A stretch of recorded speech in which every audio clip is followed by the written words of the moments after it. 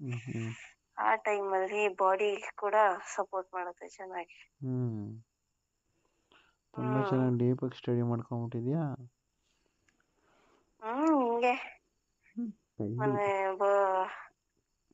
ಇದಕ್ಕೆ ಹೋಗಿದ್ದೆ, ಲೈಬ್ರರಿಗೆ ಹೋಗಿದ್ದೆ, ಅಲ್ಲಿ ಬುಕ್ ತಗೊಬಂದು ಓದ್ಕೊಂಡು ಎಲ್ಲ ಪ್ರಿಪೇರ್ ಆಗಿದ್ದೆ ಹ್ಞೂ ಹ್ಞೂ ಟೆಸ್ಟ್ ಬರೆಯೋಣ ಅಂತ. ಪೆನ್ ನನ್ನ ಹತ್ರ ಐತಲ್ಲ, ಹ್ಮ್ ಬರೆಯೋಕ್ಕೆ ಪೆನ್ ನನ್ನ ಹತ್ರ ಐತಲ್ಲ. ಅದಕ್ಕೆ ಕೇಳ್ತಿರೋದು ಯಾವಾಗ ಬರೆಯೋದು ಎಕ್ಸಾಮು ಅಂತ. ನೀನು ಯಾವಾಗ ಪೆನ್ ಕೇಳ್ಸೋ ಅವಾಗ. ನನಗೆ ಪೆನ್ ಬೇಕಪ್ಪ ಇವಾಗ ಅಂದರೆ ಎಲ್ಲಾಗುತ್ತೆ.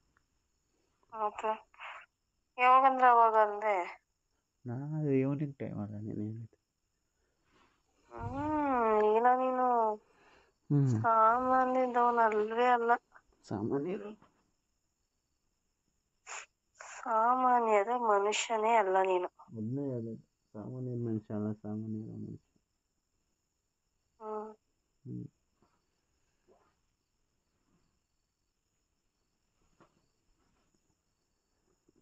ನಿನಗೆ ಯಾವಾಗ ಇಷ್ಟ ಮಾಡಕ್ಕೆ? Early morning. ಅರ್ಲಿ ಮಾರ್ನಿಂಗ್ ಯಾಕೆ? ಅವಾಗ ಒಂಥರ ಜೋಶ್ ಜಾಸ್ತಿ ಬರುತ್ತೆ. ನೈಟ್ ಹೊತ್ತು ಜೋಶ್ ಇರಲ್ವಾ? ಅವಾಗೂ ಇರುತ್ತೆ. ಹ್ಮ್ ವೆದರು ಬಾಡಿ ಅಷ್ಟು ಸಪೋರ್ಟಿವ್ ಆಗಿರಲ್ಲ. ಅರ್ಲಿ ಮಾರ್ನಿಂಗ್ ಆದರೆ ಲಾಂಗ್ ಡ್ಯೂರೇಷನ್. ಮತ್ತೆ ಯಾವತ್ತೂ ಮಾಡಲಿಲ್ಲ ಇಷ್ಟು ದಿನ ಆದ್ರೂ ಕೂಡ. ಎಲ್ಲ ಅರ್ಲಿ ಮಾರ್ನಿಂಗ್ ಇರೋಕ್ಕೆ ಬಿಟ್ಟಿಲ್ಲಲ್ಲ ನಿಮ್ಮಮ್ಮ.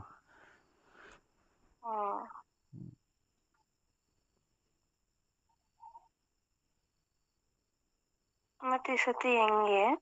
ಅದಕ್ಕೆ ಅರ್ಲಿ ಮಾರ್ನಿಂಗ್ ಪ್ಲಾನ್ ಮಾಡೋಣ, ಈವ್ನಿಂಗು ಪ್ಲಾನ್ ಮಾಡೋಣ.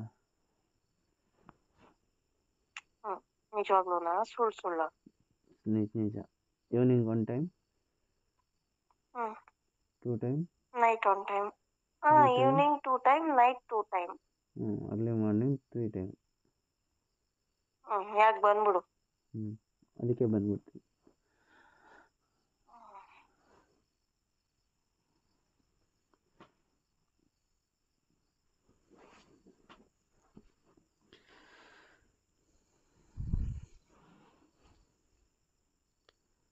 ಮತ್ತೆ ಹೇಳು. ಏನ್ ಬೇಕು ಮಾಡೋ ಟೈಮ್ಗೆ? ಸ್ನ್ಯಾಕ್ಸಾ? ಸ್ನ್ಯಾಕ್ಸ್ ಏನು ಬೇಡ. ಯಾಕೆ? ನೀನೇ ಇದೆಯಲ್ಲ ಎನರ್ಜಿ ಬೂಸ್ಟ್ಗೆ ಮಿಲ್ಕ್ ಕುಡ್ಸೋದು.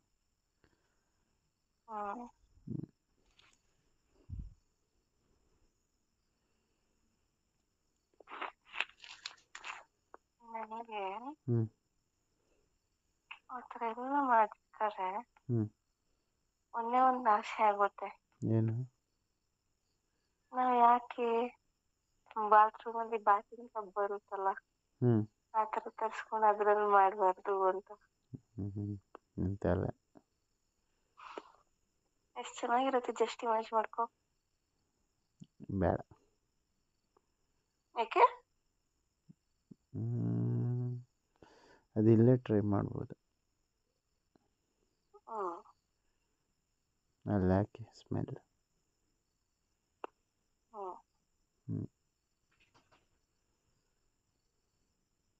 ಆ ನೀರಲ್ಲಿ ಇಬ್ರು ಮಲ್ಕೊಂಡಿದ್ರೆ ಸಖತ್ತಾಗಿರುತ್ತೆ.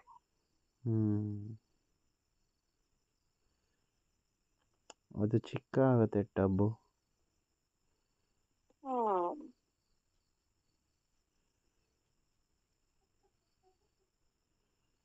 ಏನ್ ಚಿಕ್ಕನೂ ಆಗಲ್ಲ, ಏನೂ ಇಲ್ಲ.